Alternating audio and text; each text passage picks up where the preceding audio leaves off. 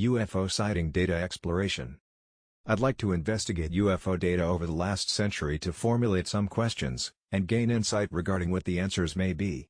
This can also be a useful notebook on seeing how one may get their brain juices flowing when faced with an unknown dataset. Without looking at the data, I already have a question I'd like to investigate considering the topic. Are there any geographic areas where UFO sightings occur more frequently than others? Import libraries and dataset. Import NumPy as NP. This line is importing a Python library called NumPy and assigns it to the variable NP. NumPy is often used for mathematical operations, particularly those involving arrays, as it provides functionality that is efficient and easy to use. Import pandas as PD. This line imports the pandas library and assigns it to PD. Pandas is commonly used for data manipulation and analysis. It provides data structures and functions needed to manipulate structured data. Import matplotlib.pyplot as PLT. This line is importing the pyplot module from the matplotlib library and assigns it to PLT. Matplotlib is a plotting library, and pyplot is its easy-to-use module which provides a MATLAB-like interface. Import Seaborn as SNS. This line is importing the Seaborn library and assigns it to SNS. Seaborn is a Python data visualization library based on Matplotlib. It provides a high-level interface for drawing attractive and informative statistical graphics. From subprocess import check_output, this line is importing the check_output function from the subprocess module. Subprocess is a Python module that allows you to spawn new processes, connect to their input/output/error pipes, and obtain their return codes. Print check_output ls/input. Decode UFO. This line is using the check_output function to execute the ls command on the /input directory, which means the directory named input one level up from the current directory. The ls command is a Unix command that lists the contents of a directory. The output from this command is then decoded from bytes into a UTF-8 string, which is then printed to the console. In simple terms, this line prints the names of all files in the /input directory. This code is used to load a dataset into Python. Here's a simple breakdown. UFO_DB equals /input/scrub.csv. This line is creating a variable called UFO_DB and assigning it the file path of the dataset. The dataset is a CSV, separated values, file named scrub.csv, and it's located in the input directory one level up from the current directory. UFO_data equals pd.read_csv UFO_db, low_memory equals false. This line is using the read_csv function from the pandas library, referred to here as pd, to load the CSV file into Python. The data from this file is stored in a data frame, which is a type of data structure provided by pandas that's similar to a table in a database. The data frame is assigned to the variable UFO_data. The low_memory equals false option is used to ensure the file is read in efficiently, especially if it's a large file. In short, this code is loading a CSV file of UFO data into Python, and storing it in a data frame for easy manipulation and analysis. Peek at the data. Checking some attributes of the data using columns, head, index, describe, etc. The code UFO_data.columns returns the column labels of the data frame UFO_data. UFO_data is a data frame, which is a type of data structure provided by the pandas library in Python. It is essentially a two-dimensional labeled data structure with columns potentially of different types. In this context, columns is an attribute of the data frame UFO_data. When you run UFO_data.columns, it returns an index object which is a list-like structure containing the names of all the columns in the data frame. This can be particularly useful when you're dealing with a large data frame and you want to see what data each column contains by its name. It can also help in understanding the structure of the data frame. The UFO_data.shape command in Python is used to get the number of rows and columns in a data frame. When you run this command on the UFO_data data frame, it will return a tuple where the first element is the number of rows and the second element is the number of columns. For example, if the output is 10,005, this means that the UFO_data data frame has 10,000 rows, or entries, and 5 columns, or features. Each row represents a single record, in this case, a UFO sighting, and each column represents a particular characteristic or feature of that record, like date, location, hemisphere, etc. The UFO_data.head5 command in Python is used to display the first 5 rows of the UFO_data data frame. This command is useful when you want to take a quick look at your data without displaying the entire data frame, which might be quite large. By default, the head function returns the first 5 rows, but you can specify a different number as an argument if you want to see more or fewer rows. The resulting output will show the first 5 rows of data with all columns, which might include things like date, location, hemisphere, season, and any other columns that exist in the UFO_data data frame. This code retrieves the last 5 rows of the UFO_data data frame. The tail function is used to extract the specified number of rows from the end of the data frame. In this case, 5 is passed as an argument to tail, indicating that we want to retrieve the last 5 rows of the data frame. By executing this code, you will see the last 5 rows of the UFO_data data frame displayed as output. Nullvals equals UFO_data.isNull. Sum. This line is going through the UFO_data dataset and counting the number of missing or null values in each column. Nullpt equals nullvals len UFO_data 100. Here, we are calculating the percentage of missing values in each column. We do this by dividing the number of missing values, nullvals, by the total number of rows, len UFO_data, in the dataset. We multiply by 100 to convert the result to a percentage. Print null values, percent of entries. This line is simply printing a message to the screen that says null values, percent of entries. Print round nullpt.sort_values ascending equals false. 2. This is sorting the calculated percentages of missing values in descending order, highest first, rounding them to 2 decimal places, and then printing them out. This gives you an easy-to-read list of columns and their corresponding percentages of missing values, sorted from highest to lowest. That was a good look at the data. States are also included so we can run an analysis on those too if we want. Also, it looks like each entry is a unique entry of a UFO sighting. Some things stood out and some broad questions came to mind. Geography: where do UFO sightings occur the most? Seasonality: is there a popular time during the year that UFO sightings happen? Consistency: are there frequently used descriptions in the shapes and comments sections? Probability: statistically, where and when am I most likely to see a UFO? What should it look like? Other fun questions. Is there a correlation between shape and location? Data wrangling and tidying up. Here we'll trim up the excess fat in the dataset in order to get meaningful visualizations. Fleshing out n rows and irrelevant columns is essential to keep data analysis simple and focused. This code first loads a dataset of UFO sightings from a CSV file. It's specially designed to treat any entries in the dataset that are labeled unknown or UNK as missing or null values. This way, it ensures that only meaningful data is read into the program. This step helps in maintaining the quality of the dataset by excluding any uninformative or ambiguous entries. Once the data is loaded, the code specifies a list of columns that are of particular interest for the analysis. This could be based on the questions that are aimed to be answered using this dataset. By specifying the columns of interest, it focuses the analysis on the most relevant data and reduces the noise from unnecessary information. Next, the code creates a new data frame, a two-dimensional labeled data structure with columns potentially of different types, using only the columns of interest from the original dataset. This further streamlines the data and ensures that only the most pertinent information is being analyzed. The code then goes a step further in its data cleaning process by removing any rows in the data frame that have null values in at least 8 out of the selected columns. This step is performed to maintain a high standard of data integrity, as rows with many null values could potentially skew the results of any analysis performed on this dataset. Following this, the code resets the index of the data frame. This is typically done after rows have been deleted to ensure that the index reflects the new structure of the data accurately. The latitude and longitude columns are then converted to numeric values. Any non-numeric values that might exist in these columns are replaced with nan, not a number.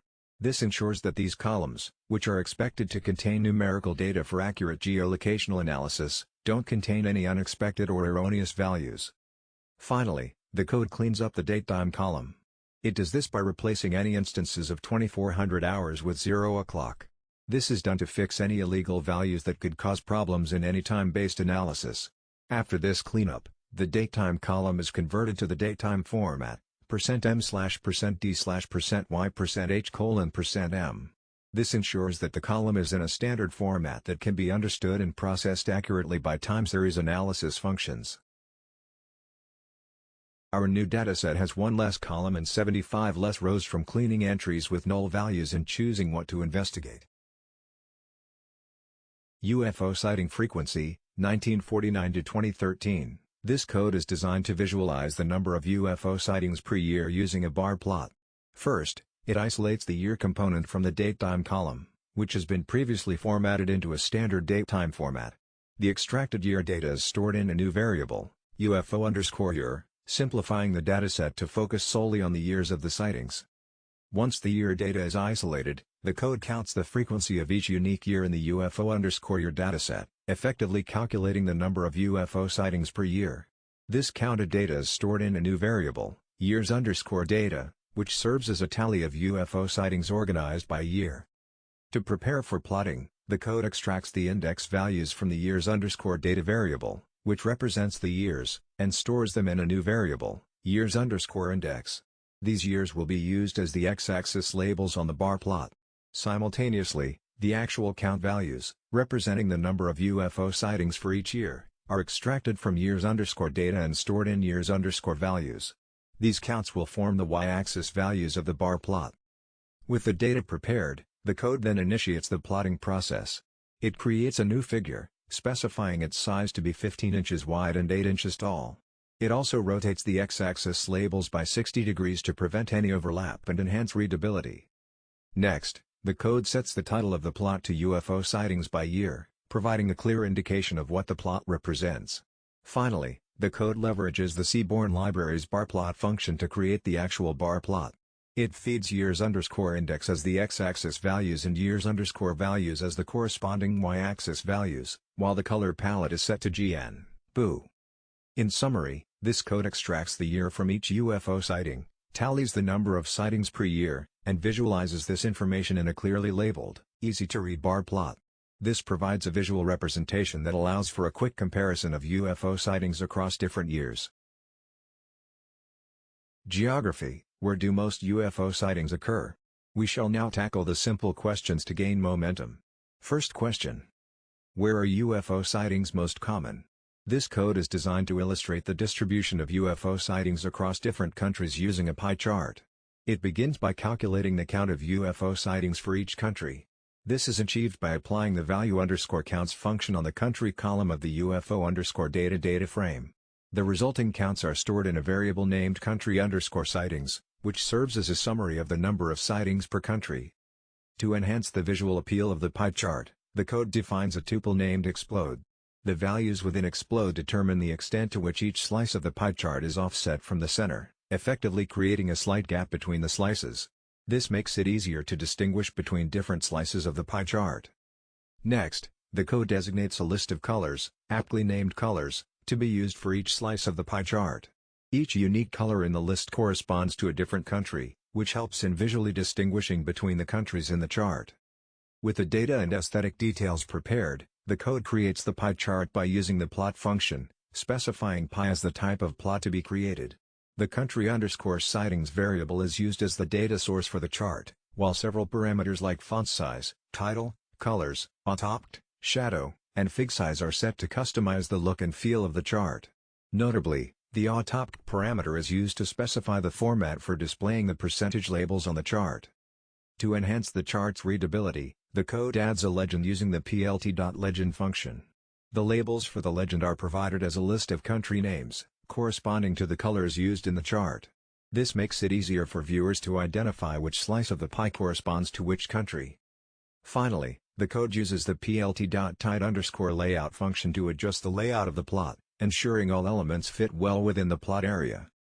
In summary, this code efficiently calculates the distribution of UFO sightings across countries, visualizes this distribution in a color-coded pie chart, and fine-tunes the appearance and layout of the chart for optimal readability.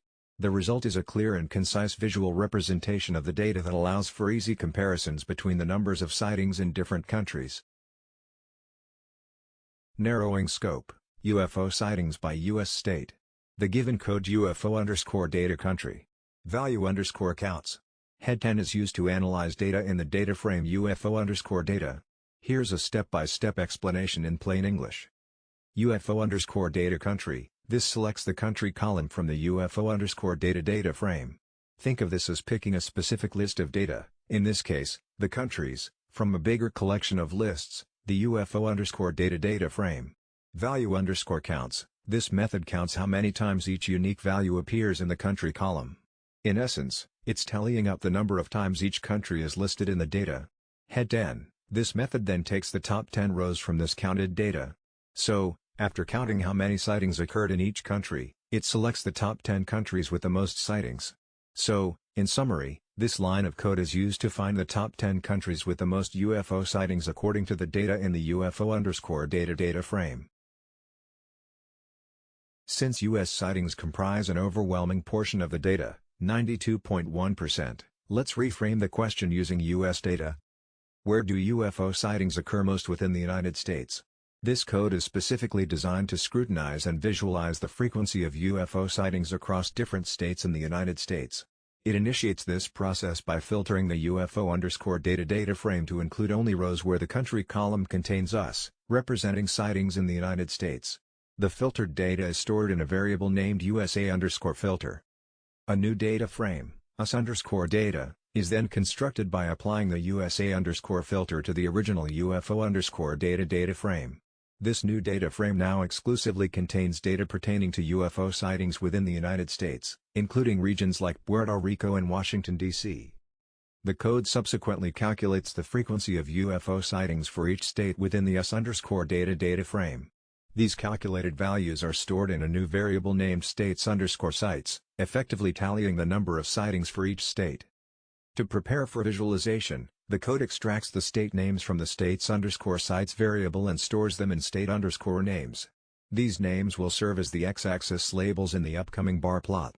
Concurrently, the code also extracts the frequency values from states_sites and stores them in state_freq, which will serve as the y-axis values on the bar plot. Next, a new figure is created with a specified size of 15 inches by 8 inches to accommodate the bar graph. The x-axis labels are rotated by 60 degrees to prevent overlap and to enhance readability. The title of the plot is set as Total UFO Sightings by State. The bar plot is then created using the Seaborn Library's barplot function, with state_names as the x-axis values and state_freq as the y-axis values. The color palette for the bars is set to GNBOO_R. Once the plot is ready, it's displayed using the plt.show function. Lastly, the code identifies and prints the top 10 states with the highest frequency of UFO sightings, sorted in descending order. In essence, this code meticulously filters UFO sightings data to focus on the United States, computes the frequency of sightings for each state, visualizes this data using a bar plot, and highlights the top 10 states with the most sightings.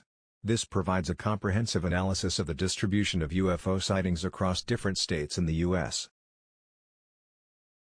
Better measure for UFO sighting patterns. This may not be a very useful measure for knowing the likelihood of seeing a UFO, because California, Florida, Texas, and New York all have relatively large populations and are thus expected to have more reports of UFO sightings. Washington is unique in that it is not in the top 10 most populated states, yet experiences the second most sightings of UFOs. While this may not have a remarkable effect on the data, let's just go a little deeper for good measure. What are the top states for UFO sightings relative to state population? This code is specifically designed to analyze and visualize the proportion of UFO sightings in relation to the population of each state within the United States. It begins this process by defining a dictionary, StatesPop, that associates state abbreviations to their respective population figures. The code subsequently converts the StatesPop dictionary into a pandas series object named states_pop, a format that allows for easier data manipulation and calculations. Using this newly created series, the code then calculates the proportion of UFO sightings for each state. This is achieved by dividing the states_sites series, which represents the frequency of sightings per state, by the corresponding population values in the states_pop series. The resulting proportions are multiplied by 100 to convert them into percentage format and are stored in a new variable called state_propsite. To enhance interpretability, the state_propsite series is sorted in descending order, placing states with the highest proportions of UFO sightings at the top of the list. The index values of this series, representing state abbreviations, are then extracted and stored in the us_names variable. These values will serve as the x-axis labels in the upcoming bar plot. Similarly, the code extracts the actual proportion values from state_prop site and stores them in the us_sites variable. These values, showing the proportions of UFO sightings relative to the population for each state, will function as the y-axis values on the bar plot. Next, the code creates a new figure with a specific size, 15 inches by 8 inches, to accommodate the bar graph. The x-axis labels are rotated by 60 degrees to prevent overlap and ensure readability. The title of the plot is set as State UFO Sightings Relative to Population. The bar plot is then generated using the Seaborn Library's barplot function, which takes us_names as the x-axis values and us_sites as the y-axis values. The color palette for the bars is set to GN, BOO_R. Once the plot is ready, it's displayed using the plt.show function. Lastly, the code identifies and prints the top 10 states with the highest proportion of UFO sightings, with values rounded to 2 decimal places for clarity. 2. Seasonality. Is there a popular time during the year that UFO sightings happen? UFO sightings occur the most in the states mentioned above: California, Washington, Arizona, New York, etc. The next question is there a time during the year when I'm most likely to see a UFO? This code conducts a series of operations aimed at analyzing and visualizing the global distribution of UFO sightings on a monthly basis. Initially, it calculates the count of UFO sightings for each month.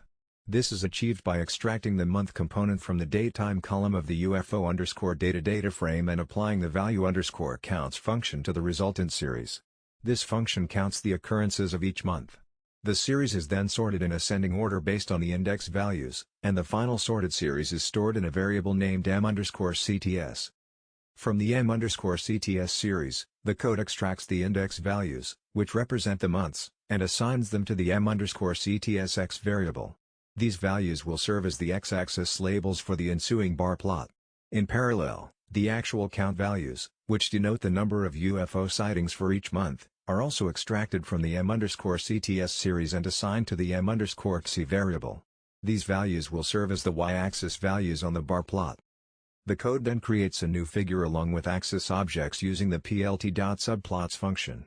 The dimensions of the figure are set to 15 inches wide and 8 inches tall, while the axis object is assigned to the x variable.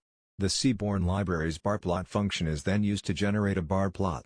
The x-axis values are sourced from the m_ctsx variable, and the corresponding y-axis values are derived from the m_ct variable.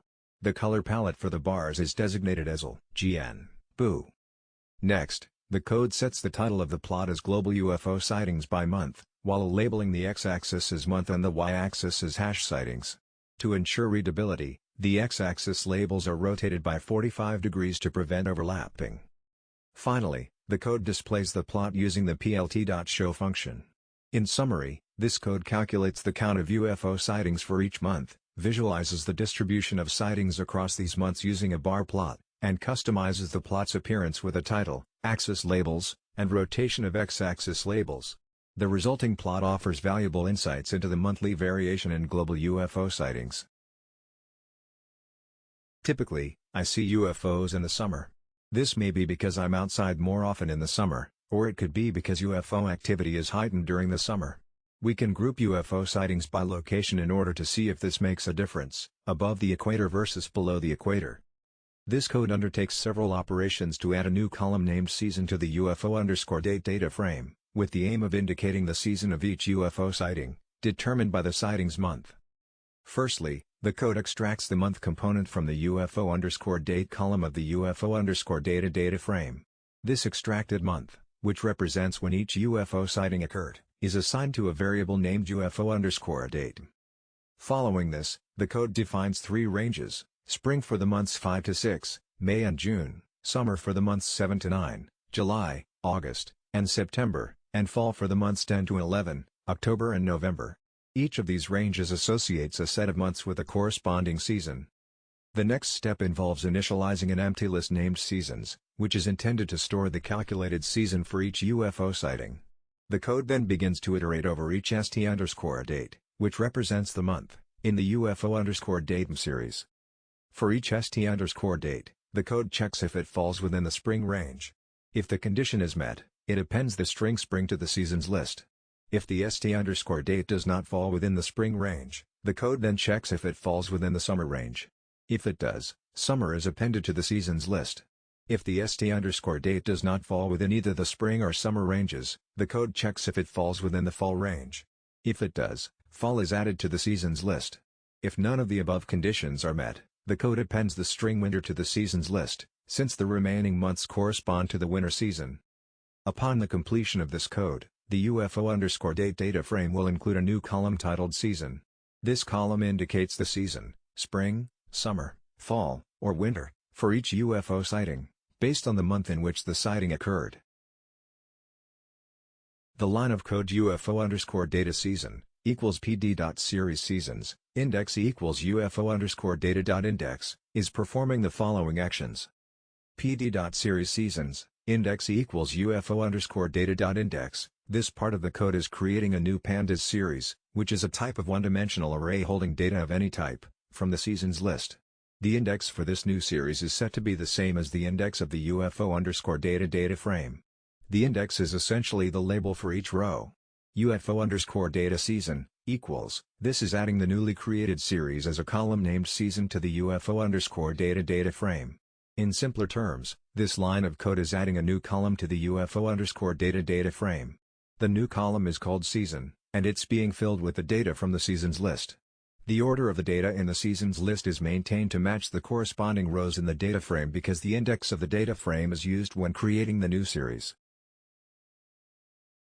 The given code snippet is adding a new column to the UFO_data data frame that indicates the hemisphere, northern hemisphere or southern hemisphere, based on the latitude of each UFO sighting. Here is a step-by-step explanation of what the code does. It initializes an empty list named hemis. This list will store the hemisphere for each UFO sighting. It loops over each value in the latitude column of the UFO_data data frame.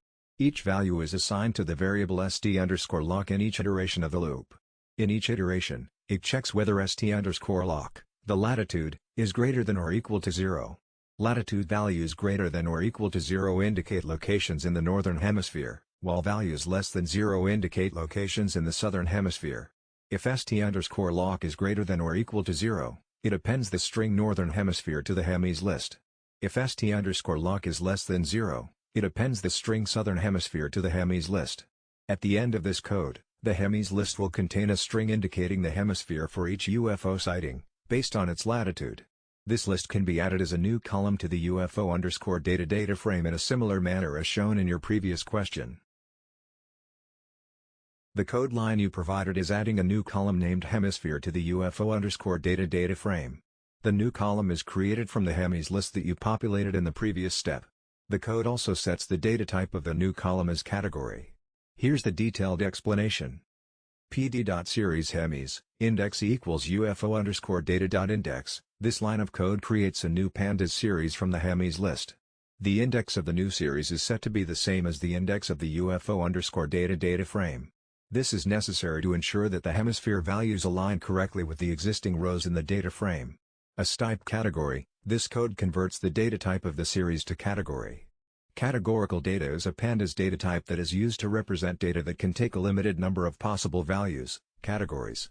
In this case, there are only two possible values, northern hemisphere and southern hemisphere. Using the category data type can save memory and speed up computations when the number of categories is small. UFO_data hemisphere equals, this part of the code assigns the new series to a new column in the UFO_data data frame named hemisphere.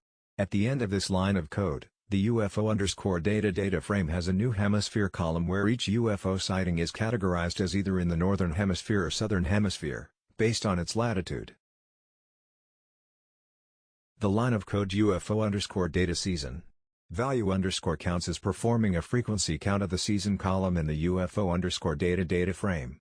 The value_counts function is a handy method in pandas that counts the number of occurrences of each unique value in a series. A column in a data frame is a series. In this context, it is being used to count the number of UFO sightings that occurred in each season: spring, summer, fall, winter. The result will be a series where the index is the unique values from the season column, the seasons, and the values are the counts of occurrences of each season in the season column.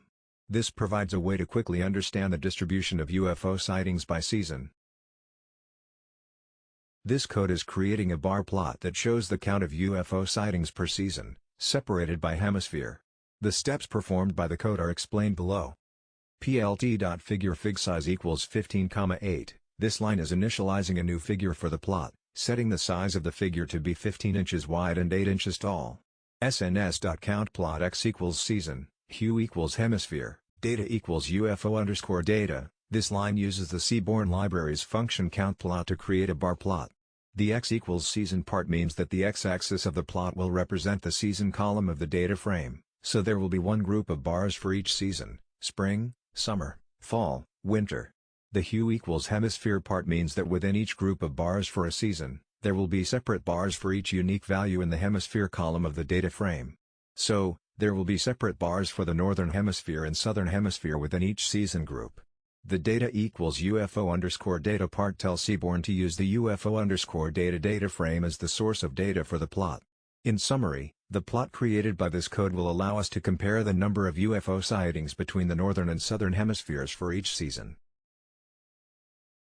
The code printmax UFO_data latitude, and printmin UFO_data latitude, is used to print the maximum and minimum values, respectively, of the latitude column in the UFO_data data frame.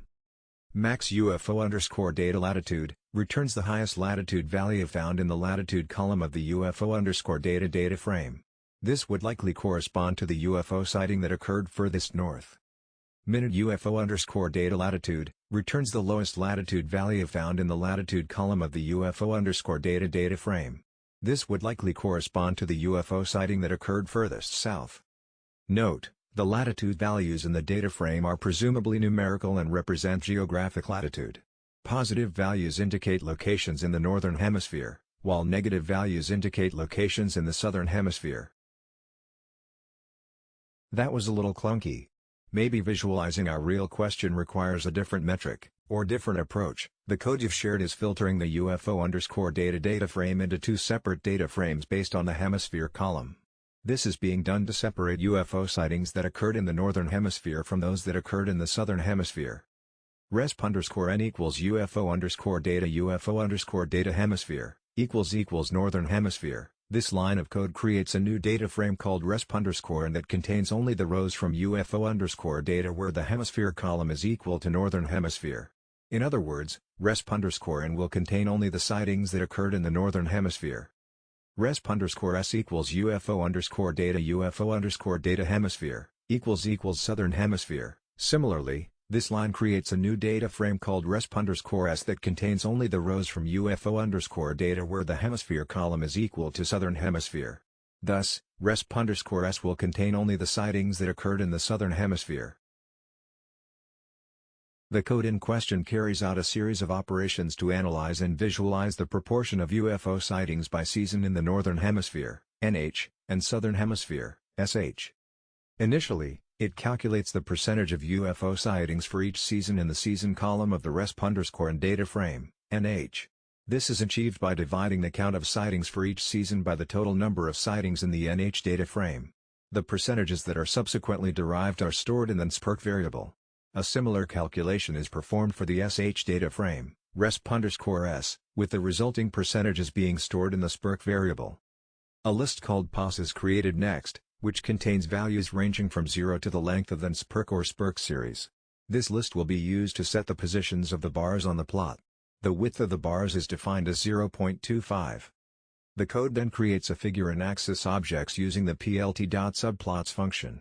The figure size is set to 15 inches wide and 8 inches tall, and the axis object is assigned to the x variable.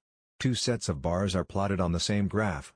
The first set represents the percentages of sightings in the NH and is plotted using the plt.bar function. The POS values are used to set the x-coordinates of the bars, and then SPERC values are used as the heights of the bars. The bars are colored with #0064A9 and have an alpha value of 0.7. The second set of bars, representing the percentages of sightings in the SH, is also plotted using the plt.bar function. The x-coordinates of these bars are shifted by width 1.05 from the positions of the NH bars, and the SPRC values are used as the heights of the bars. The bars are colored with hashtag E1E066 and have an alpha value of 0.65. The plot's title is set as UFO sightings by season, and the x-axis and y-axis are labeled as season and percent of UFO sightings respectively. The x-axis ticks are set at positions shifted by 0.5 width from the POS values and are assigned the corresponding labels from the SPRC index. For better readability, the x-axis labels are rotated by 45 degrees. The y-axis limits are set from 0 to 60. A legend is added to the plot to distinguish the NH and SH bars. The plot is finally displayed using the plt.show function. The percentages of UFO sightings in the NH and SH for each season are then printed. In conclusion, this code calculates the percentage of UFO sightings for each season in the NH and SH, creates a bar plot to visualize the proportions, and prints the percentages of sightings for each hemisphere and season. The resulting plot provides a clear comparison of the distribution of UFO sightings by season between the two hemispheres. The first thing we should take note of is that the seasons are labeled by the months in which they occur in the northern hemisphere. So winter would be summer for the southern hemisphere, fall would be spring, and vice versa. This helps confirm temporal patterns of UFO sightings, regardless of the hemisphere. Contrary to what I believed, heightened UFO sightings weren't simply a result of more outside activity. The most UFO sightings in the northern hemisphere occurred during the winter, with summer in second place. However, the summer months for both hemispheres still showed a bunch of UFO sighting reports compared to the other months. This code undertakes several operations to analyze and visualize UFO sightings by month separately for the northern hemisphere, NH, and southern hemisphere, SH. The first step involves extracting the month component from the datetime column of two different data frames, resp_n and resp_s.